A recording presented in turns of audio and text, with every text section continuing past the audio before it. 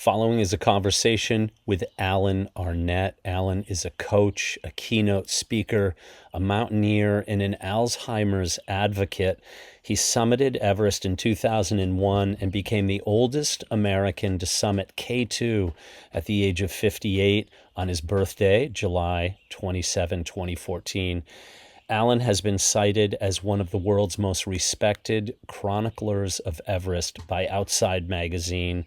Summit Coach, his ongoing company, is a consulting service that helps aspiring climbers throughout the world achieve their goals. His blog and website at alanarnette.com is a must-see for anyone interested in anything Everest or the 8,000-meter peaks and beyond. I've used that website, blog, and research area countless times when in need of stats or updates on recent events. He has a podcast on his website as well as a YouTube page. If you haven't already, please take a moment to subscribe to this channel, comment, and like this video. Let me know what you think. Thank you. In this excerpt from a longer interview that I did with Alan, which I'll be sharing over the next couple of days, I ask Alan about Everest, the state of Everest.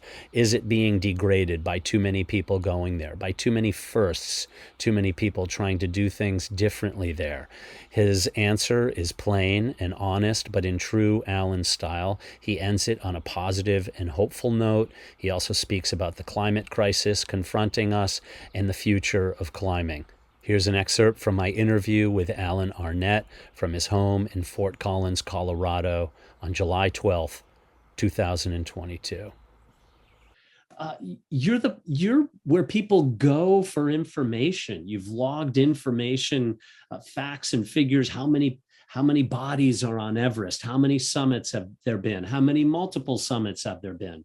And that's saying something, because you're a source for people to learn the information and the facts they know, but you also have that emotional component. Yeah, I mean, so first off, give all credit to the Himalayan database and to, the late Elizabeth Hawley and Billy Berling and the whole Richard Salisbury, that whole group that just does yeoman's work in cataloging, at least in Nepal and the Tibet 8,000ers and other mountains. So, they're really where I get a lot of that raw data. But to your point, I also think that there's more to climbing than just numbers, and there's more to climbing than just standing on top of a summit, beating your chest, declaring victory, and going home and telling people, yeah, I summited Everest. I was all by myself. By the way, I didn't use boots. I went up a route that's never been climbed before, and I carried all of my gear in from India. People exaggerate so much these days on social media that it's really, I think, diluting the integrity of the sport. So what I have tried to do from the very beginning, when I first started my website, alanarnette.com, pretty original, huh? But easy to remember. Some guy told me I should change the name because it's hard to spell and nobody knows who Alan Arnette is. So I said, I'll keep going with this path. I started in 1999 as a family website, and I quickly saw the dark side of the internet when people were stealing pictures of our daughter and things like that. So I changed over to just chronicling my climbs and then being very authentic and transparent. So, if I tried to climb a mountain, whether it was a 14er or a Shishapangma or whatever, and I gave up or I threw up or I fell down or whatever, I just told it like it was. So I think that I began to develop a reputation for being just telling it like it is. And you know what? I wasn't trying to convince anybody of anything, and I'm not to this day. I'm just trying to give information, share my personal experiences, and inviting people to take from that, tease from that, whatever they want.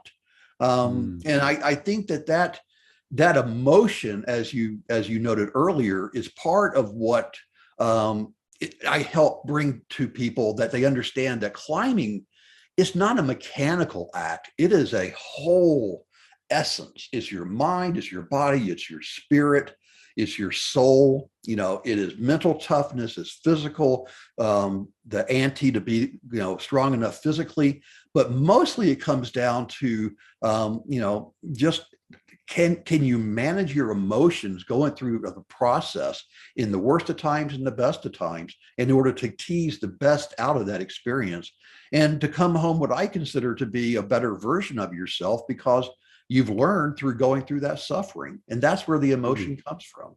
Hey, Alan, let me ask you real quick. And now that we kind of got the emotional and spiritual part talked about a little bit, what is the future of Everest and where's it going? And in that question, have things gone too far? Are there too many people trying to be the first to be a person to climb it with this certain ailment or lack of certain limb or something like that? And not to diminish one iota that, but it's kind of getting a little bit overrun. And I think that as an inside guy, even it's tiring a little bit to see. So what is the state of Everest as we know it? And let's maybe take Nepal, because China does things a little differently, keeps it a little bit cleaner over there, literally and figuratively. So where are we at? Yeah, I mean, it's a complicated question. And I think that people like you and me have to be very careful not to be judgmental or to be the get off my lawn old man, that back in my day, I think we have to be careful about that. And I think we have to be honest and candid about the state of affairs. What we're seeing these days on Everest, in this guy's humble opinion, is that we're seeing way too many people that are being seduced by clever marketing, primarily from the large Nepali companies that could say, you don't need to spend $65,000, $75,000. You can do it for $30,000, $35,000, $25,000. And you don't need a lot of experience because we will teach you everything you need to know on the mountain. And so sadly, there's a lot of Indian nationals, especially young Indian nationals, that are falling for that line. And I talked about this a lot after the 2019 season. And I spoke with a lot of people in India, from very respected climbers to journalists to just your everyday person.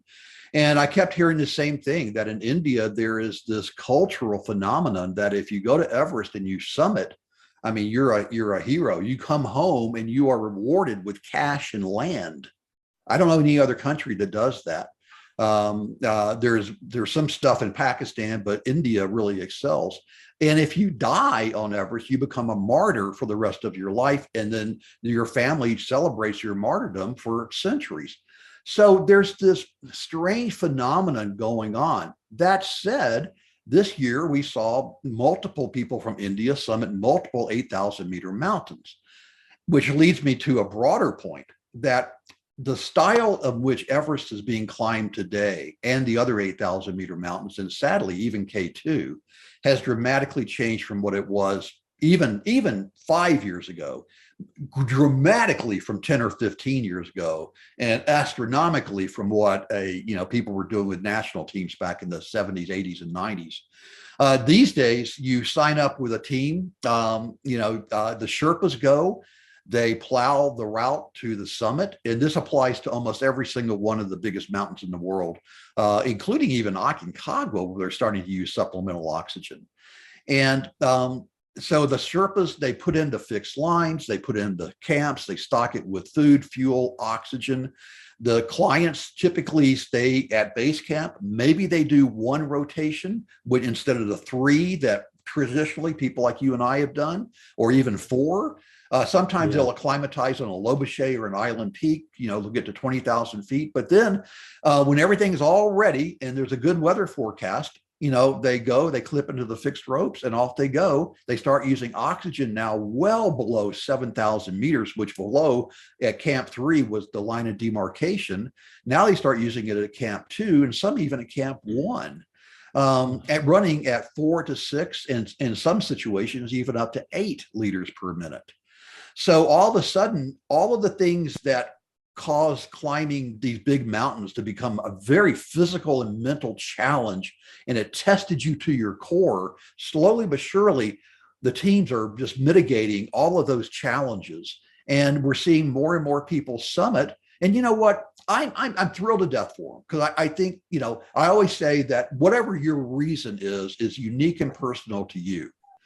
And, go celebrate, go do your summit and go home, but also be candid, be transparent about the style in which you summited. And, there's two groups in my mind. There's recreational climbers, and then there's professional climbers / record seekers. If you're a recreational climber, I don't give a rat's ass, when you started using oxygen. If you're a professional, sponsored, being paid, or you're trying to set a record or you're trying to set something that you claim no one else has ever done, and you're not playing by the same rules as your predecessors, shame on you. Yeah, right. I completely agree. Alan, also, one thing that I noticed, particularly in 2016, it was starting to show itself in 2014, but 2016 was the last time I was on the Nepal side. A lot of the people who die are those, if you will, who take the hook, line, and sinker for the low budget climbing expedition. So while the outside world might scorn at someone paying $100,000 for a one-on-one Western guide, I say that not to diminish any of the Eastern climbers, but let's just say an American guide, those people aren't dying. As if anything, the people paying more money are living because of the experience level. And so in terms of the low budget expedition companies, they're hiring Sherpa, many of whom I've encountered directly, who have almost no experience at all. And not only that, don't know how to handle an adult man who says, I'm going to the summit, you're going to have to fight me for it. Okay, I quit. So these people are dying at higher rates because of that. And case in point was the young Sherpa who was literally a trekking porter that got he got drafted to guide this Pakistani general from the Pakistani military. This kid was 18. He was in his 60s, and the Sherpa gave up all of his oxygen. They summited, but then they collapsed coming down. And thankfully, some really strong super Sherpas saved their lives. And the young Sherpa lost both hands, amputated. The Pakistani general went back home and said that the Sherpa almost killed him. But look, I summited. So that's an exception, but it's also illustrative of the dynamics going on. I kind of look at Everest over the years and kind of phases. Back there was the national teams, the British, the Swiss, the Americans, Italians that went in. Those were the national teams. That's when, if one person summited, the whole team was a success. Then you had commercialization start with Hall and Ball and Kerry Kobler and Russell Bryce and Eric Simonson and that whole group back in the early 90s, and that progressed. And then around 2013, primarily coincident with the disaster on Manaslu, the Sherpas began to see that they were just as skilled because they've been climbing with those Western companies for 20 some odd years. And true enough, they had 10, 15 summits of Everest. And from a climbing perspective, from knowing Everest, they were golden and are golden. They perhaps lacked the skills to turn around an adult man or to recognize AMS as early and turn them around. So medical perhaps wasn't there, cultural language, but that progressed then from 2013 to almost 10 years later now. And so we saw, companies, the Nepali companies just explode. And it went from 80% of the summits in 2010 being guided by Western companies, Australian, German, British, American, to 80% today, getting to the summit with Nepali companies, and only 20% by that old guard. So it is completely flip-flopped.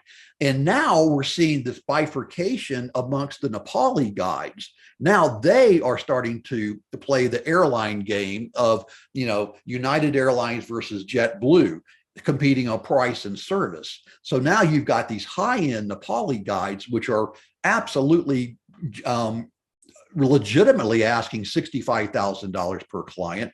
And meanwhile, you still got Nepali companies that are happy sitting at that 30, providing a base level of service. So, I guess the good news is just like, JetBlue opened up an entire market, Ryanair for people to, to go see their relatives, not have to spend a fortune flying on airplanes. Now they've opened up a new market so that people can go climb in the Himalaya and not spend a fortune. But in some cases, has come at this price of safety. And when I talk to some of the Nepali guys, not all of them by any stretch of the imagination, there are some great Nepali companies out there that I would send my family with in a second. But there are some that say it's not our job to turn around a client. Our job is to get them on the mountain and they can do whatever they want to. And if they die, not our problem. So, but you've also got some Western companies that have kind of had that same attitude. And I obviously am not going to name names, but over the years, we've had some Western companies with that same type of attitude. I think, however, that's pretty negative. But I think, however, looking forward, I think the industry is kind of cleaning up its act relative to safety. Mainly through the advancement of technology, weather forecasting, oxygen delivery systems, just, the gear itself, the quality of the gear, and the Sherpas now through mainly efforts like through the Khumbu Climbing Center are becoming much more skilled. Their interpersonal communications have vastly improved, and their medical knowledge is also improving. And now we're seeing, people with 20, 25 summits of Everest, and they're as good as any Western guide out there. So, the world is changing. It's absolutely evolving. And I think as long as more people are able to enjoy the mountains and do it in a respectful way, leave no trace, other elements like that, then I say, let's enjoy our planet, but let's be respectful of it. Alan, thank you for the awesome message. Let's be respectful of it and enjoy the mountains as we can. I will be bringing the next parts of my interview with Alan Arnette over the next couple of days. I hope you enjoyed this. Please click subscribe, leave a comment in this video, and let me know what you think, and I'll have more for you later. Thank you very much, Alan, for the time and the kindness that you shared with me. I appreciate it. I hope I can return the favor. If you want to learn more about Alan, check the notes under this video where I'll leave links to his website and his blog, podcast, YouTube page, and all that. So thanks very much for being here. More from Alan Arnette over the next couple of days. Have a great day yourself.